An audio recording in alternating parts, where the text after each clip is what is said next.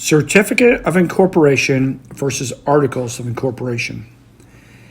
Incorporating a new company is dependent upon the specific statutes and laws of the particular jurisdiction, whether it's a country, state, or province, within which that corporation is to be formed and draw its legal authority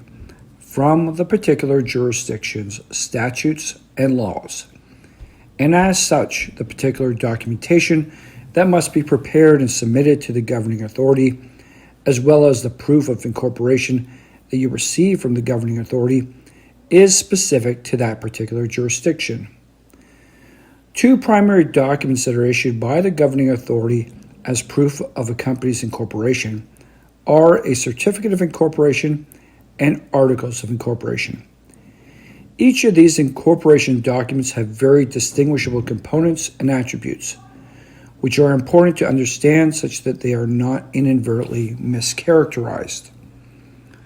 The Certificate of Incorporation is a government-issued document that certifies that the corporation has been legally enacted and has been granted all the privileges, rights, powers, and responsibilities as set forth in the jurisdiction's incorporation statute. It also sets forth the company's name, the corporate number assigned to the corporation, and the date upon which the incorporation took place. The certificate tends to be but a single page and is digitally signed and sealed by the jurisdiction's corporation authority, whereas in years past it was manually signed and sealed. Meanwhile, the Articles of Incorporation, also issued by the government,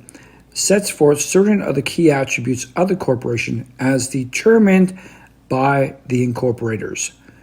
with the jurisdiction's governing authority only setting forth what specific corporate attributes must be determined and set forth in the Articles of Incorporation. Among the attributes that the governing authority might require specified in the Articles of Incorporation would be the number of directors that the corporation is permitted to have, the number and classes of shares, the specific attributes of particular share classes, any restrictions that the corporation might have with conducting a particular business, and any further rules or provisions ascribed to the corporation. Thus, the Articles of Incorporation serves to place certain parameters upon the corporation's ownership and operations, which can vary from company to company based upon what the incorporator seeks to include or exclude from the Articles of Incorporation and how those attributes are specifically written up in the articles.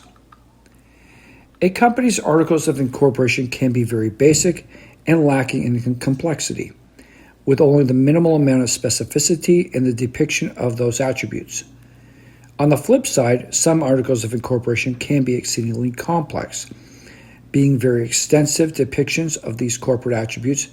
as is the tendency with lawyers who develop or rely upon extensive write-ups as to share attributes, corporate restrictions, and further rules and provisions for the corporation.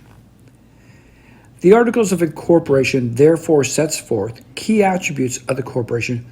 that the jurisdiction's governing authority has determined must be set forth and is made part of the government's record,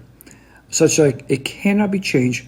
without receiving the requisite authorization to amend the Articles of Incorporation so as to bring it into conformity with the statute.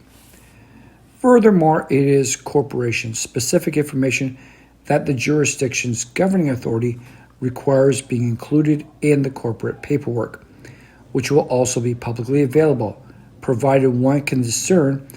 where those incorporation papers are located and how to gain access thereto in a timely fashion. The certificate thus confirms the corporation's legal existence and certain very specific identifiers of the corporation, whereas the articles set forth specified corporation-specific information that addresses certain aspects of ownership and operations,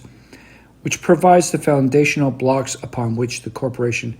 is intended to operate, as well as refraining from undertaking certain other activities. Thank you.